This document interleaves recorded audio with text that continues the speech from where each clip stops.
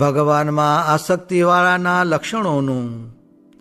સ્વામિનારાયણ હરે સંવત 1879 ફાગણ સુધી અષ્ટમીને દિવસ સ્વામી શ્રી સહજાનંદજી મહારાજ શ્રી ગરડા મધ્યે દાદા ખાચરના દરબારમાં ઉત્તરાદે દ્વાર ઓરડાની ઓસરીએ ઢોલિયા ઉપર વિરાજમાન હતા અને સર્વે શ્વેત વસ્ત્ર ધારણ કર્યા હતા અને પોતાના મુખારવિંદની આગળ મુનિ તથા દેશ દેશના હરિભક્તની સભા ભરાઈને બેઠી હતી. પછી શ્રીજી મહારાજ બોલ્યા છે, શ્રી કૃષ્ણ ભગવાનના સ્વરૂપને વિશે જે ભક્તનું ચિત્ત અતિ આસક્ત થયું હોય તેના આવા લક્ષણ હોય છે. પોતે માર્ગે ચાલીને અતિશય થાકી રહ્યો હોય ને બેઠું થવાની પણ શરીરમાં શક્તિ ન રહી હોય ને તેવા સમામાં કાંઈક ભગવાનની વાર્તાનો પ્રસંગ નિસરે તો જાણીએ એકે ગાઉ પણ ચાલ્યો નથી એવો સાવધાન થઈને તે વાર્તાને કરવા સાંભળવામાં અતિશય તત્પર થઈ જાય, અથવા ગમે તેવા રોગાદિકે કરીને પીડાને પામ્યો હોય અથવા ગમે તેવું અપમાન થયું હોય ને તેવામાં જો એ ભગવાનની વાર્તા સાંભળે તો તત્કાળ સર્વ દુઃખ થકી રહિત થઈ જાય અને વળી ગમે તેવી રાજ સમૃદ્ધિને પામીને અવરાઈ ગયો એવો જણાતો હોય અને જે ઘડીએ એ ભગવાનની વાર્તા સાંભળે તો તે ઘડીએ જાણીએ એને કોઈનો સંગ જ નથી થયો એવો થકો તે ભગવાનની વાર્તા સાંભળવામાં સાવધાન થઈ જાય. એવી જાતના જેને વિશે લક્ષણ હોય તેને ભગવાનને વિશે દ્રઢ આસક્તિ થઈ જાણવી.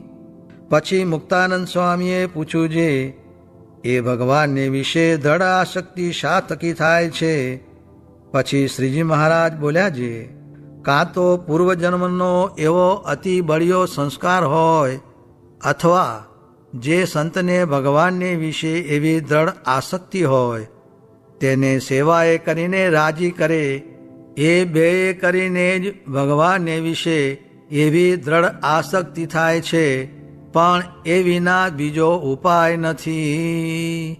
ઇતિ વચનામૃતમ. એવી રીતે ગરડા મધ્ય પ્રકરણનું 29મું વચનામૃત જે તે થયું. મોહામોહ મિલે નિજ પ્રીતમ કૌન પતિયાર કરે પતિયાસે. તેમાં શું કહ્યું છે?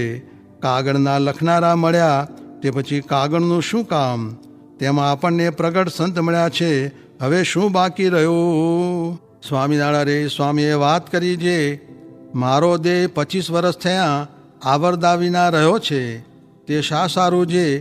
મુમુક્ષુના રૂડાને અર્થે રહ્યો છે ને મહારાજનું સ્વરૂપ સમજાવવું પડે તે સારું અમને રાખ્યા છે.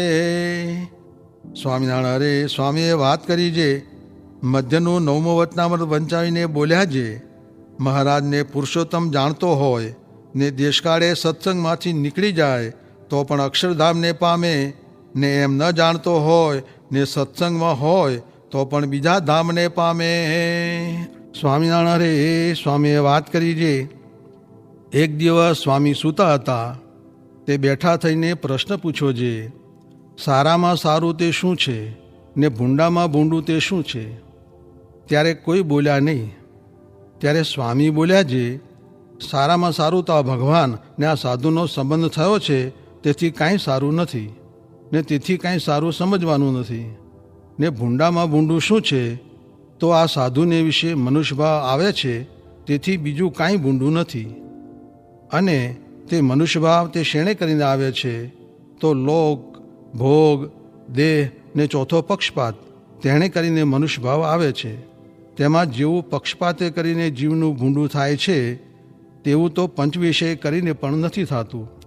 તે પક્ષે કરીને તો ગોપાળાનંદ સ્વામીને માથે પાણા નાખ્યા ને જોડીમાં દેવતા નાખ્યા, તે દેવતાના કાઢનાર અહીં બેઠા છે.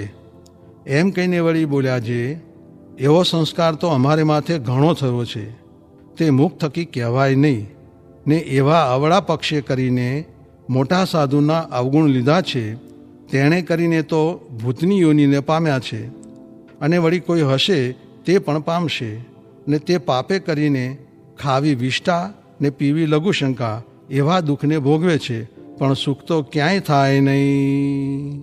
સ્વામિનારાયણ હરે સ્વામીએ વાત કરી જે લાખ મણ લોઢાની લોઢી દગાવી હોય તે ઉપર 100 ઘડા પાણી રેડે ટાઢી પડે નહીં. એ તો ગંગાના ધરામાં નાખે તો ટાઢી થાય. તેમ આ સમાગમ ધરા જેવો છે ને હાલમાં કલ્યાણ થાય છે. તે જેમ 4 મહિનાનો વરસાદ વરસ્યો હોય તેમાં લોઢી દગેલી રહે નહીં તેવું કલ્યાણ થાય છે. સ્વામિનારાયણ હરે સ્વામીએ વાત કરી જે જ્ઞાન કરતાં કરતાં છકી જાઓ નહીં ને ગ્લાની પણ પામવી નહીં.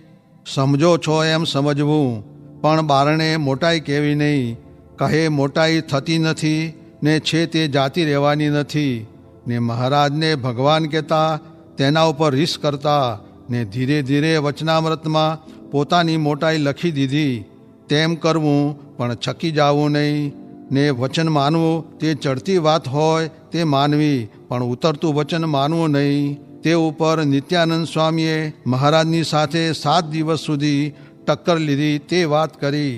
માટે મહારાજના ફેરવ્યા પણ ન ફર્યા એવો નિશ્ચય કરવો. ને આપણી વાત સાચી છે પણ આપણી ઉત્કૃષ્ટતા ખમી શકે નહીં તેથી ઉપાધિ કરે. માટે બહાર વાત કરશો નહીં. ને તમે સમજો છો તેમ સમજજો પણ છકી જાશો તો દિન ઉઠશે ને દુઃખ આવશે. ને અમે એમ વર્ત્યા જે કોઈના કળ્યામાં આવ્યા નહીં. માટે તમારે એમ વર્તવું ને કરતા ભગવાનને જાણવા. સ્વામિનારાયણ હરે સ્વામીએ વાત કરી જે ભગવાનનો મહાત્મ્ય સહિત નિશ્ચય થયા પછી કાંઈ કરવું રહ્યું નથી. માટે મહાત્મ્યની ઓથ લઈને ઉલટું પાપ કરવું નહીં. ને આપણને વૃદ્ધિ થતી દેખાતી નથી પણ સર્વે ધીરે ધીરે થતું જાય છે. ને એમ જ થવાની રીત છે. જેમ બાજરાના છોડમાં દાણા દેખાતા નથી પણ ડુંડું આવે છે ને પછી દાણા દેખાય છે તેમ થાય છે. સ્વામિનારાયણ હરે સ્વામીએ વાત કરી જે કોઈને કલ્યાણ કરવું હોય ને ઘરમાં રૂપિયા હોય તો બાઈ ભાઈ બંનેના 2 મંદિર કરાવવા એટલે તેનું કલ્યાણ થઈ રહ્યું છે. સ્વામિનારાયણ હરે સ્વામીએ વાત કરી જે 69 કાળ પડ્યા પછી બીજે વર્ષ પંચાળેથી મહારાજે કાગળ લઈને ગઢડે મોકલ્યા હતા. તે અમે મહારાજથી જુદા પડ્યા એટલે દેહમાં તાવ આવ્યો ને મહારાજ પણ માદા થયા. પછી અનેક માણસને ઢોર મળી ગયા ને બાળો સાદ પૃથ્વીમાં રહ્યો નહીં ને મરદાને ખેંચનાર કોઈ રહ્યું નહીં. તેથી ગામ ગંધાઈ ઉઠ્યા ને હાડકાના ઢગલા થયા. એમ પોતાના દેહની ને બ્રહ્માંડના જીવના દેહની એકતા સમજાવી.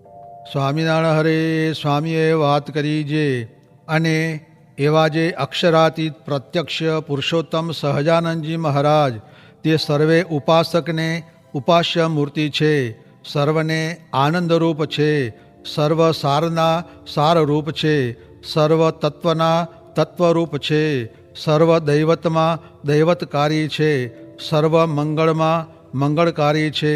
સર્વ ક્ષેત્રમાં ક્ષેત્રજ્ઞ છે. સર્વ આધારના આધાર છે. સર્વ પાવનમાં પાવનકારી છે.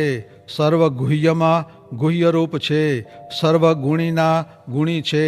સર્વ ધામના ધામી છે. સર્વ કારણના કારણ છે. સર્વ અવતારના અવતારી છે ને સર્વ નામના નામી છે.